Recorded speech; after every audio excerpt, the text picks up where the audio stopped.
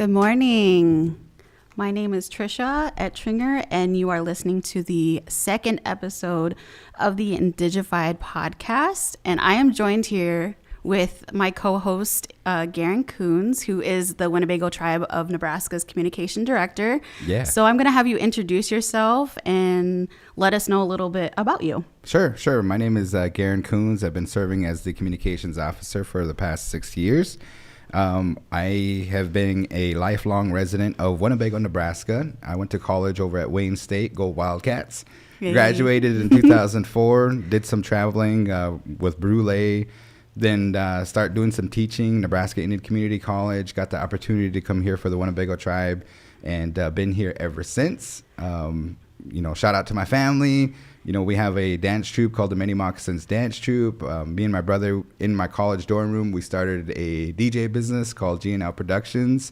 And, just trying to keep busy and do the thing. You know what I mean? Yeah, for sure. So I do want to open this episode up with a disclaimer. There are some things that we are going to talk about today that are heavy. Yeah. So a trigger warning with sexual assault. We're going to talk about Nathan chasing horse today. So there's a lot of things that we're going to talk about that could be triggering. So just to put that out there. And then to also...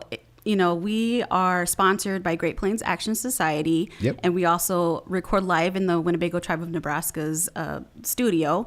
And so basically, we just want to make sure that, the views and opinions that are expressed are from us individually, and they are not the views of the tribe or Great Plains Action Society. So you mentioned DJing. So there is an event that is coming up that Great Plains Action Society is putting on this weekend. We are going to be at the Music Conservatory for Sioux City. It's called The Block. And so I had the honor of partnering with Siouxland Community Health, Audrea Jacobson and Gia Emery, Cool. who runs the Music Conservatory. Yeah. And you are going to be there to DJ, Right. along with DJ Blue. So please let us know what's in store for that. Oh, we're going to have a good time. It's been a while. The pandemic really took a hit on our business and everything. But, my brother, he is going to be in action tonight, Friday Night Hot Mix on KWTN 100.9 FM. Myself, he's more of the kind of the guy that's on the ones and the twos, playing the music and everything.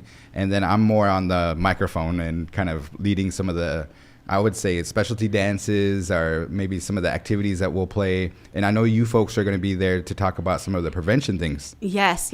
So this dance is for the Native youth in the Siouxland area.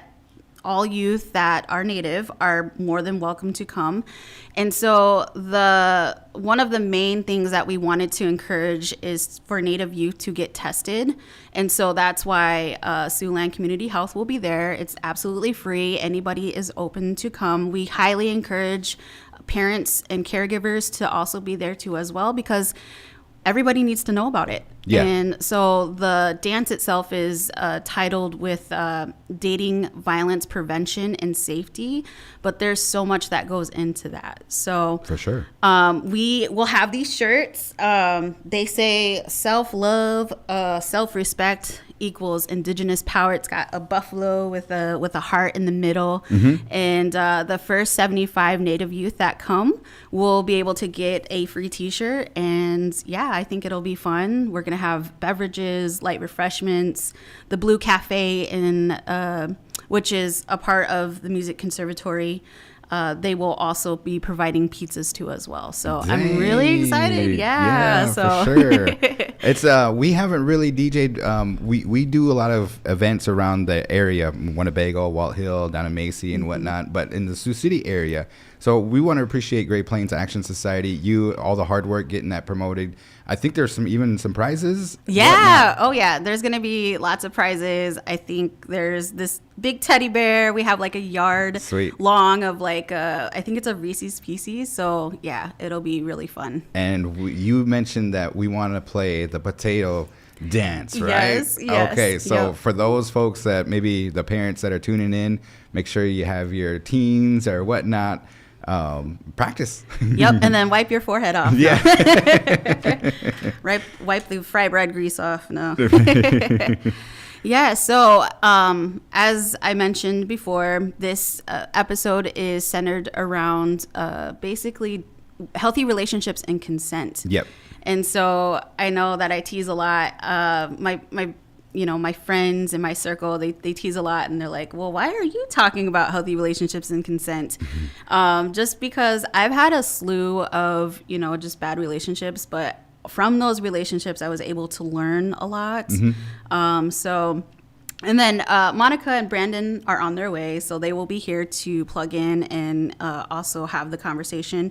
We're going to be talking a lot about, what we see today on social media and, what is going on with the Nathan chasing horse, just ordeal that's going on. So, but I have a question for you. Sure.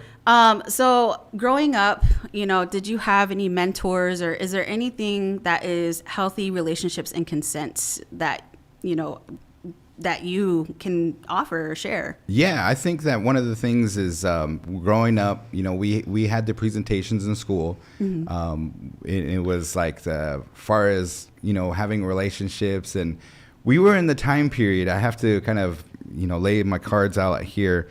But do you remember rap and the music videos, and MTV had a huge influence on us because we would see that, and it wasn't the best. You know what I mean? Right. Far as they were calling the women, the H word and the B word and everything. And so, of course, our group of guys, we kind of would probably say something that was demeaning in that sense and stuff. But when you get into relationships, it's a tough thing, And one of the stories that my dad told me, he took me off to the side and he said, when you get into a relationship, this is what my dad told me. And I sat there and listened and stuff, but he said, how much does it take from a person to make sure that a relationship works, and far as percentage wise, and my response to that was, well, okay, I give 50%, you give 50%, and that makes 100%. You know what I mean? Like that. He's like, no. Both of you guys have to give 100%, and then that equals 100%. And if you're not doing that, then you probably have some issues and whatnot. Yeah, for sure. So I think one of the things that is common around here is, within our own Native communities, it's so hard to kind of just be Native in general. And then we have all of these other dynamics that play into it. So I just feel like our Native communities have been desensitized in, when we talk about like violence, and especially domestic violence. And so a lot of that, are you being a product of being the bystander in these situations? So if you see something, do you say something about it, or do you not? And I would really like to kind of talk on that today. So yeah, and I know that your co-hosts are on their way and everything too. Real quick, I just wanted to do a station identification. KWTN 100.9 FM, Allen, Nebraska, the official radio station of the Winnebago tribe. And before we get into kind of the subject matter of, I know you have some events and that you're really busy and stuff, but the Missing and Murdered Indigenous Relatives Powwow, July 14th through the 16th, 2023. And it says Red Sky Nation MMIR. Can you tell us about that a little bit? Yeah, so I am helping to co-organize with the late Terry McCauley family, and they had already done the first annual one last year. How'd that go? It was really good. A lot of people came out, and it was really well received.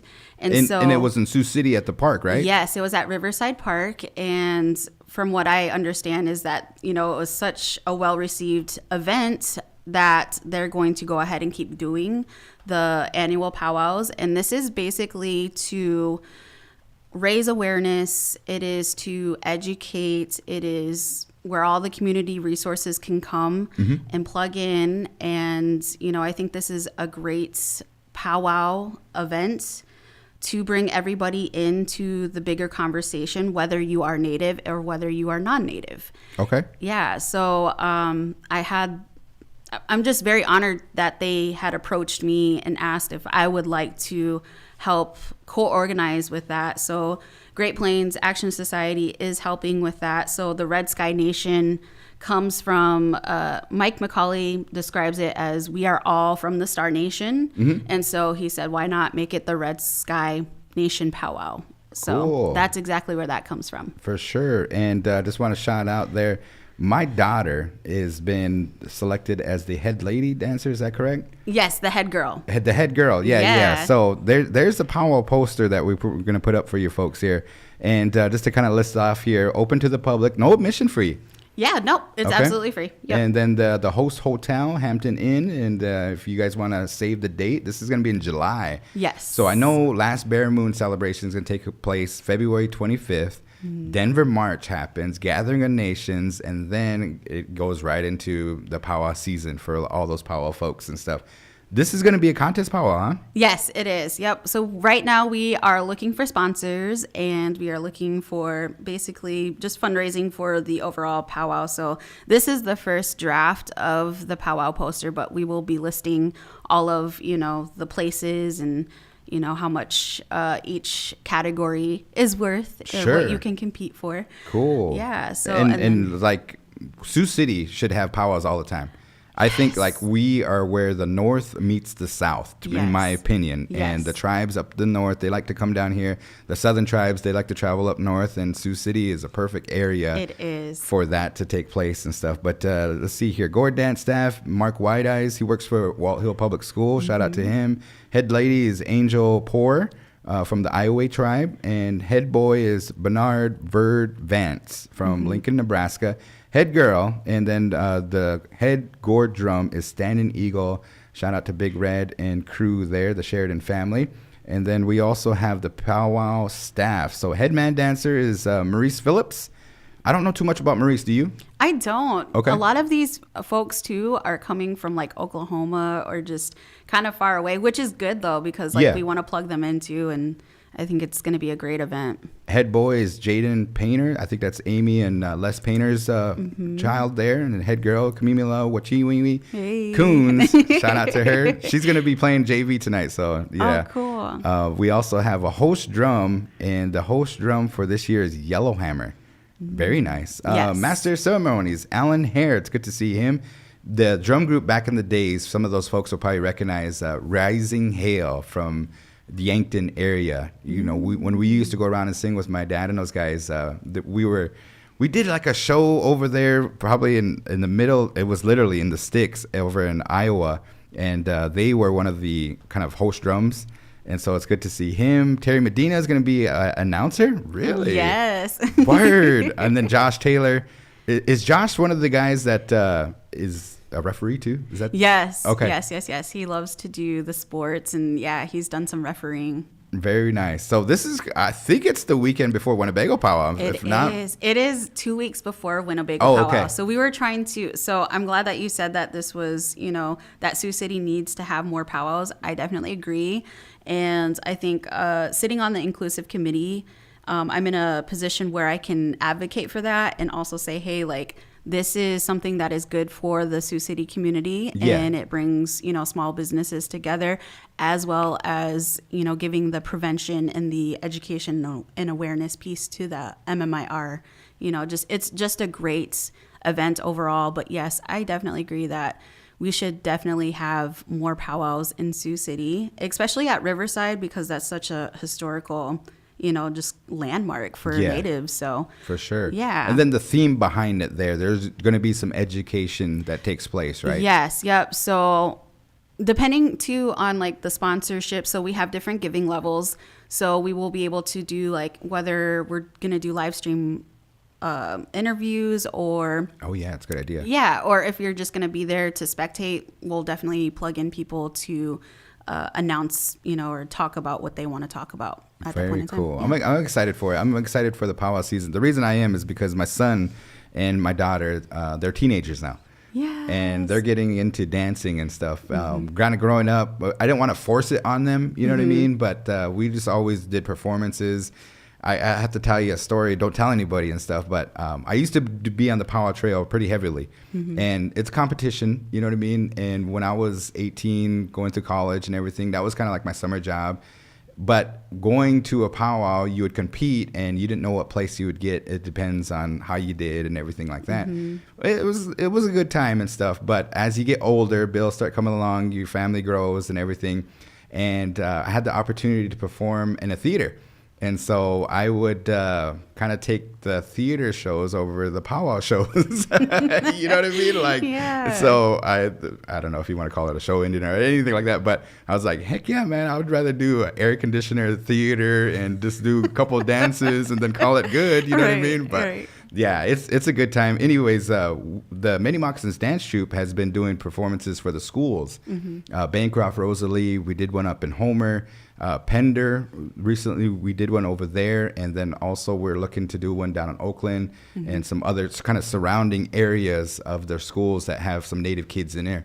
And it's really good education, and I'm a little bit surprised that a lot of the teachers and everything, they really enjoyed the performance and stuff, but they came up and said, we need more of this. Yes. So we need more powwows. We need more educationals. We need more education nationally, locally, and regionally. I definitely agree. Hey, speaking of powwows, we have the Last Bear Moon powwow coming up. For sure. Can you talk a little bit about that and like what that all entails? Yeah, definitely. Last Bear Moon celebrations take place at Vegas Casino in Solon, Iowa, February 25th. It's just a one-day celebration, and we will have that starting at 1 p.m., grand entry for all dancers.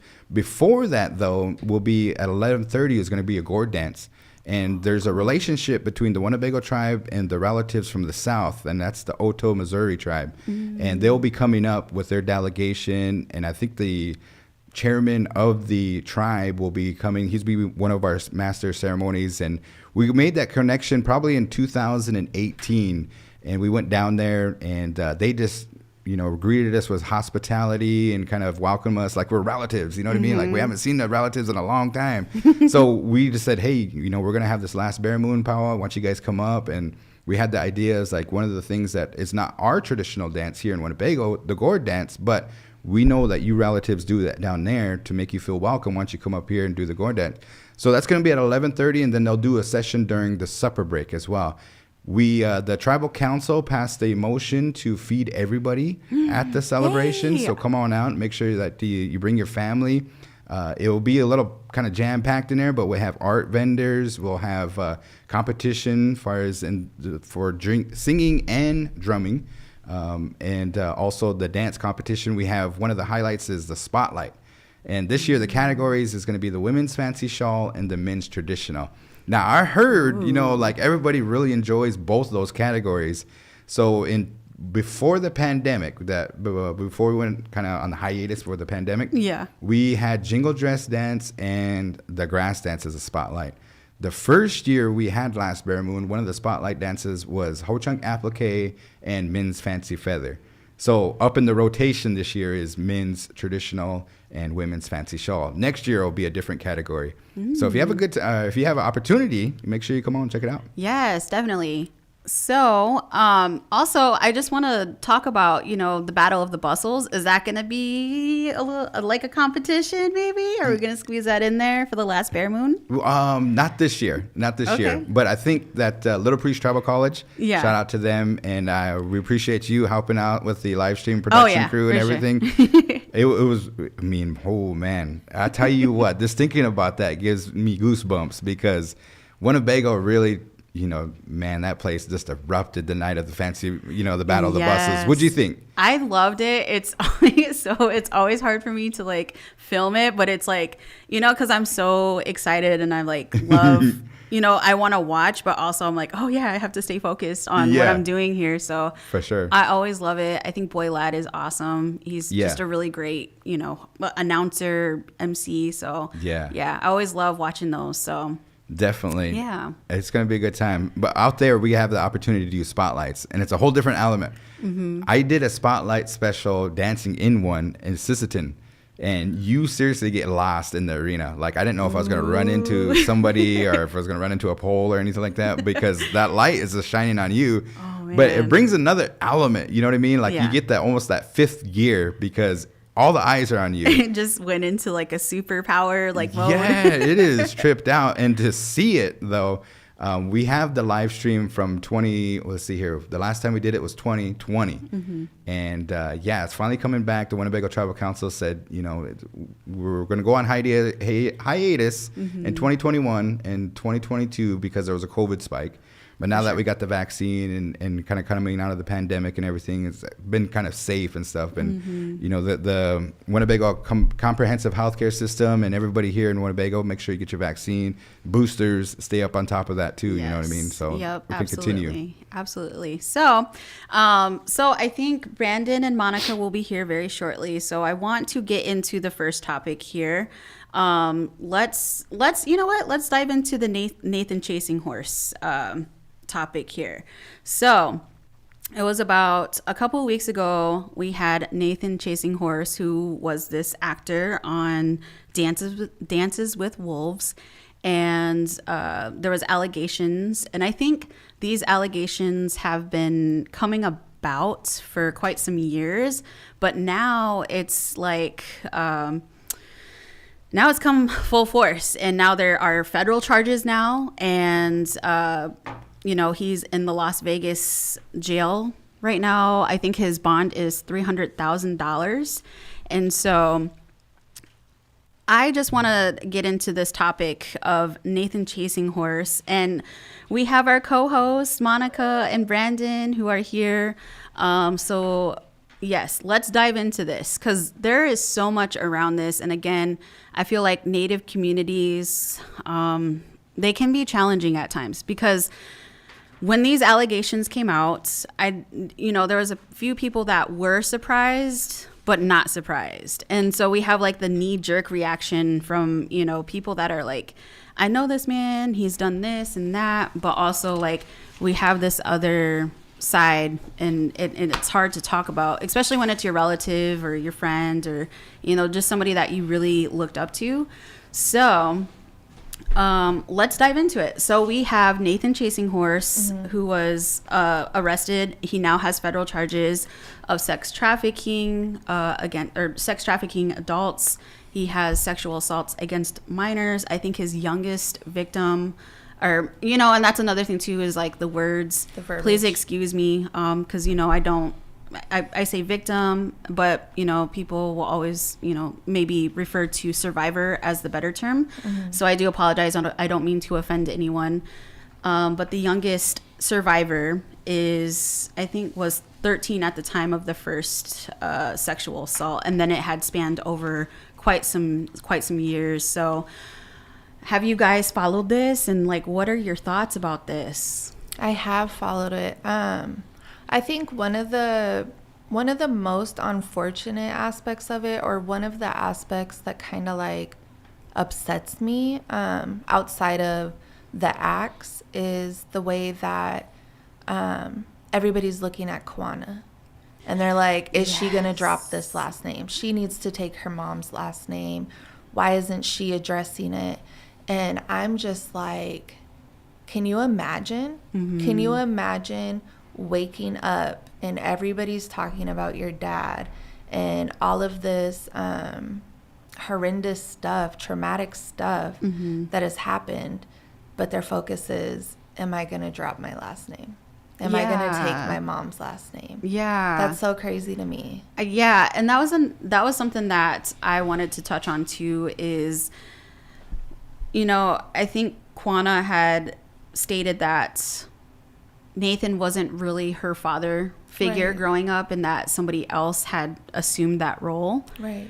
And so to be at the height of your career, she's obviously doing fashion. She's a model. She's doing amazing. Yeah, she's doing amazing things and breaking a lot of glass ceilings and barriers for Native models. And obviously that generational trauma that none of us even realized was going on until it's in this huge spotlight, specifically in the Native American community. For sure. So very good discussion here. Trisha, I'm going to go ahead and stop you right here real quick, just because I do have to get station identification real quick, and then also I'm going to have you kind of start over here real quick, because I know that this is a podcast. Yes, this is and you guys are going to do Spotify and everything. And where's some other outlets that you guys get to see the Indigified?